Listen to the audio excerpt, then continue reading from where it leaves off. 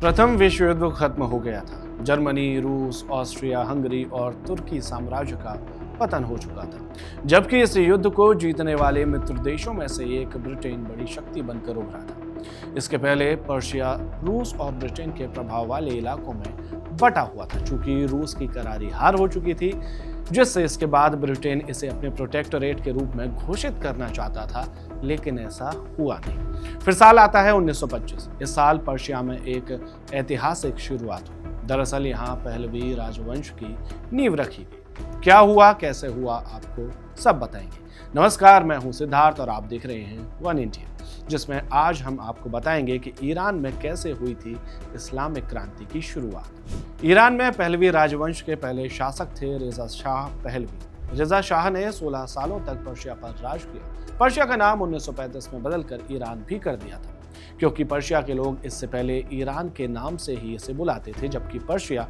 बाहरी लोगों का दिया हुआ नाम था। अब आता है दूसरे विश्व युद्ध का दौर। इन दिनों शासन भले ही पहलवी का था, लेकिन ईरान की एक रिफाइनरी अभी भी ब्रिटेन के नियंत्रण में थी। युद्ध शुरू हुआ तो ब्रिटेन को लगा कि कहीं ऐसा ना हो कि हिटलर की सेना इस रिफाइनरी पर कब्जा कर ले। ब्रिटेन ने शाह से जर्मन लोगों को उनके देश भगाने के लिए कहा, लेकिन शाह पहलवी इसके लिए तैयार नहीं हुए। नतीजतन 1941 में ब्रिटेन और रूस ने मिलकर ईरान पर हमला कर दिया।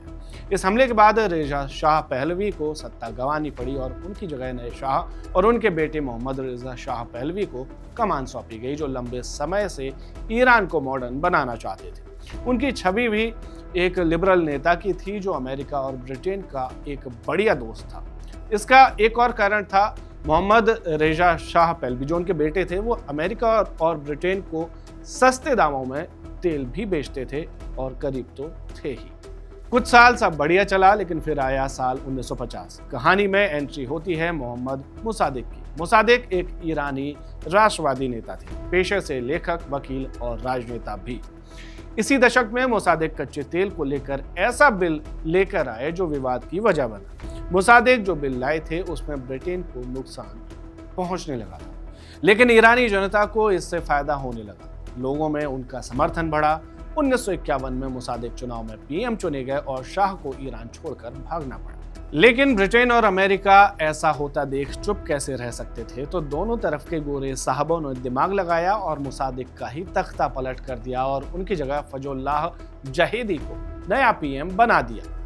और इनके सहारे ईरान में मोहम्मद रेजा शाह पहलवी की वापसी हुई और शुरू हुआ फिर से अमेरिका, ब्रिटेन और ईरान के तेल का खेल। नए सिरे से दूसरे देशों से राजनयिक रिश्ते बने। उन दिनों इजराइल भी ईरान का पक्का दोस्त हुआ करता था। तेल की इस बेधड़क सप्लाई ने ईरान को आर्थिक नुकसान पहुंचाना शुरू कर दिया। जनता में फिर पहलवी के खिलाफ गुस्सा भड़कने लगा। 10 साल तक सहन करने के बाद ईरानी जनता में सफेद क्रांति की शुरुआत हुई, जिसमें ईरान को आधुनिक बनाने की बात कही गई। शाह हिजाब और दूसरे कट्टर इस्लामी परंपराओं के खिलाफ भी थे, तो कट्टर मुस्लिम मौलानाओं के निशाने पर रहते थे।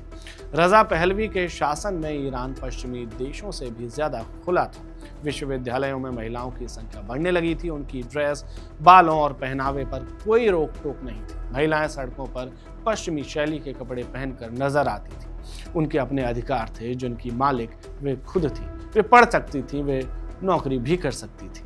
शाह के मुताबिक धर्म और शासन दोनों अलग अलग थे, लेकिन मौलानाओं के अंदर भी सत्ता की भूख बढ़ रही थी।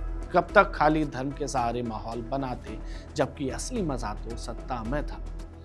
इन्हीं में से एक धार्मिक नेता थे आयतुल्लाह उल उज़्मा सैयद रूहुल्लाह मूसावी खुमैनी उर्फ आयतुल्लाह रूहुल्लाह खुमैनी।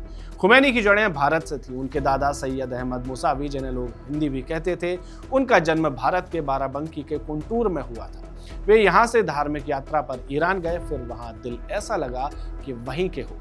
खैर, खुमैनी जनता के एक तो करीबी थे ही, लेकिन रेजा शाह की उनको लेकर निगाह हमेशा तिरछी रहती थी, तो उन्होंने 1964 में रुहुल्लाह खुमैनी को ईरान से बाहर कर दिया। बाहर रहकर ही खुमैनी लेख लिख कर लोगों को इस्लामी क्रांति के नाम पर जगाए रखते। उनके लेखों ने शाह के खिलाफ माहौल इतना गर्म कर दिया कि कभी भी क्रांति की आग लग जाए। इस क्रांति में चिंगारी खुद शाह दे बैठे, लेकिन अपनी खुद की गलती से। दरअसल हुआ यूं कि 1971 में पर्शियन साम्राज्य के 2500 साल पूरे हो रहे थे। शाह ने जलसे का सोचा। जलसा हुआ पर्शिया के पहले शासक साइरस के मकबरे के पास। 30 किलोमीटर के दायरे को पार्टी के लिए तैयार किया। 600 किलोमीटर की रोड बिछाई, रेशम के भव्य शामियाने बने, इतने भव्य कि इनका रेशम अगर उधेड़ा जाता तो 35 किलोमीटर से भी ज्यादा का इलाका कवर हो सकता था। खालीपन ना लगे इसके लिए 50,000 गौरैयाएं यूरोप से इंपोर्ट की गई। पेरिस का सबसे नामचीन हलवाई और उसकी टीम को बुलाया। पेरिस से बर्तन, स्विट्जरलैंड से वेटर, जो मेहमान आने वाले थे उनके पालतू जानवरों तक के लिए खास इंतजाम थे। 3 दिन तक पार्टी चली। टाइम्स मैगजीन में पार्टी की खबर छपी। पार्टी को सबसे महंगी पार्टी का तमगा Guinness book of world record में दर्ज हुआ और यहीं से शाह के खिलाफ बने गर्म माहौल में चिंगारी खुद शाह ने दे दी। दरअसल पार्टी के बाद प्रेस से निपटना एक बड़ी चुनौती बन गया था। एक तरफ शाह की $100 मिलियन के खर्च वाली पार्टी थी तो दूसरी तरफ प्रेस लिख रही थी कि ईरान में लोग भूख से मर रहे हैं और शाह पार्टी में मशरूफ है। शाह की पत्नी फराह पहलवी ने भी अपने लेखों में इस घटना का जिक्र किया है। अयातुल्लाह खुमैनी ने भी इस पार्टी को मुद्दा बनाकर ईरान के बाहर से ही आंदोलन को बुलंद करना शुरू कर दिया। जनता में गुस्सा बढ़ा और शाह का लिबरलिज्म धरा रह गया। भारी प्रदर्शन शुरू हुए, लोगों को जेल में भरना शुरू किया तो मामला और बिगड़ता चला गया। इतना कि जान बचाने के लिए शाह पहलवी को मुल्क छोड़कर भागना पड़ा और 14 साल बाद वापसी हुई अयातुल्लाह रूहुल्लाह खुमैनी ने लौटते ही जनमत संग्रह करवाया और ईरान में इस्लामिक गणतंत्र की स्थापना की, जिसे हम सब ईरान की इस्लामिक क्रांति कहते हैं। जिसे हम इस्लामिक क्रांति कहते हैं उसके पीछे की कहानी यही है। इसके 10 साल तक अयातुल्लाह रूहुल्लाह खुमैनी ने राज किया। फिर उनकी मौत के बाद ईरान के तत्कालीन राष्ट्रपति अली खामेनेई को सुप्रीम लीडर बनाया गया, जो अभी तक ईरान के सुप्रीम लीडर है। तो ये था 1979 के पहले का ईरान, जहां महिलाओं के अधिकार थे, आधुनिक था, पढ़ाई लिखाई और साइंस पर जोर था। अब बात करते हैं 1979 के बाद के ईरान की। अब ईरान एक कट्टर इस्लामिक मुल्क बन गया, जहां हिजाब न पहनने पर भी सजा दी जाती है। ईरान एक शरिया कानून पर चलने वाला देश है, जो धार्मिक मान्यताओं का पालन पूरी कट्टरता से करवाता है और कपड़ों से लेकर इबादत तक से जुड़े कई नियम लोगों के सार्वजनिक जीवन को नियंत्रित करते हैं। इन नियमों पर ईरानी सरकार की कड़ी नजर रहती है और इनका उल्लंघन करने पर सख्त सजा दी जाती है। उदाहरण के लिए आप सितंबर 2022 में हुआ महसा अमीनी केस पढ़ सकते हैं, जब हिजाब न पहनने पर एक 22 साल की लड़की को कैसे यातनाएं देकर अली खामेनेई की मोरल पुलिस ने मार दिया था। उसके बाद भी लोगों में मौजूदा इस्लामिक रिजीम वाली सरकार के खिलाफ असंतोष है। जब ईरान में सैन्य ठिकानों पर इजरायली हमले हो रहे थे, तब कई ईरानी लोग डेथ टू खामेनेई के नारे लगा रहे थे। इस जंग में आगे क्या होगा ये वक्त तय करेगा, लेकिन जो भी होगा हम आप तक जरूर लाएंगे। Subscribe to One India and never miss an update. Download the One India app now.